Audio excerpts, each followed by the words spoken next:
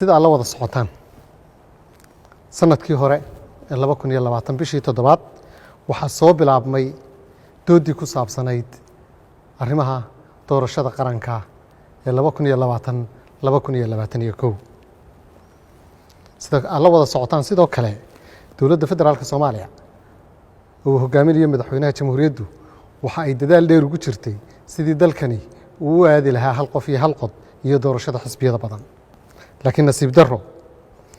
qaar ka mid ah maamul goboleedyadu waxa ay ku dhageen oo ay joojiyeen hanaankii matalaadda shacabka ee hal qof iyo hal cod iyo curashadii koowaad ee xisbiyada badan oo ay rajadiisu markaa muuqatay waxaana dowladda lagu riixay in ay ka leexato jidkii qumanaa una janjeersato hanaanka doorashada dadban iyo matalaadda kooban xilligaas waxa isu diiwaan geliyay hanaanka xisbiyada badan iyo ka qaybgalka doorasho dadweyne oo hal qof iyo hal cod ah in ka badan 100 xisbi guddiga doorashooyinka madaxa bannaanina waxay shaqada u wadeen si xilkasnimo ah oo ay ka muuqato howlkarnimo laakiin nasiib darro maamul goboleedyada Puntland iyo Jubbaland waxay diideen hanaanka xisbiyada badan iyo qabsoomidda doorasho hal qof iyo hal cod waxaanay ku adkaysteen in lagu laabto habraacyadii doorashada dadban ee 2016 nin faras dabadii ka degay meel uga toolman buu waayey markii dowladdu ku waafaqday si dalku uu doorasho uga dhacdo heshiiskii 17 Sebtembar si dalka doorasho wada golahay uga dhacdo waxayna sidoo kale maamul goboleedyadu dadaal badan ku bixiyeen in qaybaha kala duwan ee maamul goboleedyada kale iyo baarlamaanadu ay aanay waxba ka bedelan heshiiskaas ay ansixiyaan mar haddii la heshiiyo waa in loo hoggaansamay dowladdu waxa ay ku khasbanaatay in la dardargeliyo fulinta heshiiskaas waxaana xukuumadda loo soo gudbiyey guddiyadii doorashada ee saddexda maamul goboleed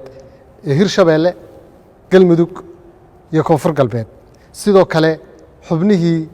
gobolka Banaadir ka imanayay ee 5 xubnood ahaa guddidii maamul lahayd ayaa la soo gudbiyey sidoo kale guddiyadii doorashooyinka Soomaaliland ayaa xukuumadda soo saartay sidii ku qorayd heshiiska 17 Sebtembar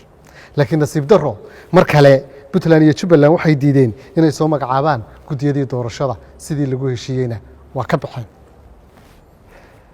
mar kale si loo dardargeliyo fulinta heshiiskii 17 Sebtembar madaxweynaha jamhuuriyadda federaalka Soomaaliya Maxamed Cabdullaahi Farmaajo wuxuu isugu yeeray kulamo badan oo isdaba jooga laakiin madaxda Jubbaland iyo Puntland waa ka baaqsadeen kulamada marka laga reebo kii Samareeb oo ay la yimaadeen shuruudo cusub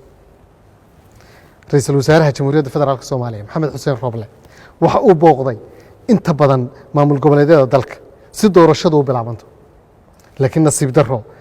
mar kale Puntland iyo Jubbaland way diideen in doorashadu bilaabanto waxaanu kala soo noqday gacmo maran haddaba markii la sugayay labada maamul goboleed muddo 6 bilood oo intaas oo dhanna lagu qancinayay fulinta heshiiskii ay saxeexeen ee 17 Sebtembar markii la isugu tagay magaalooyinka Garowe Samareeb Baydhabo iyo Muqdisho si isfahan looga gaaro qabsoomidda doorashada markii ay maamuladaasi dureen ciidamada qalabka sida ee habeen iyo maalin difaaca ugu jira dalkooda sababta ay u dureenna ay keeni karto in dalka ay ka dhacdo marka la duro ciidamada qalabka sida sharci darro iyo amni darro markii maamul goboleedyada Puntland iyo Jubbaland ay jid iyo jihadiid noqdeen si loo fuliyo heshiiskii ay iyagu soo qorteen ee loo ansixiyey dalkuna uu doorasho waado markii madaxweynaha jamhuuriyaddu uu in ka badan 5 jeer gogol u dhigay maamul goboleedyada doorashada diidka ah taas oo uu kula baxay magaca tanaasul badane markii wax kasta oo ay codsadeen loogu ogolaaday isfahamkii Baydhabo ee 15 ilaa 16 Febraayo si doorasho u dhacdo laakiin mar kale ay Puntland iyo Jubbaland diideen fulinta isafgaradkii ay ku soo saxeexeen Baydhabo markii ergo madaxweynuhu u diray madaxda Jubbaland iyo Puntland kana koobnayd madaxweynayaasha maamul goboleedyada Koonfur Galbeed Galmudug iyo Hirshabeelle ay kala soo laabteen mar kale gacmo maran iyo natiijo la'aan markii ilaa Sabtidii 3 Abriil la wada fadhiyey xerada afisyooni si loo dardargeliyo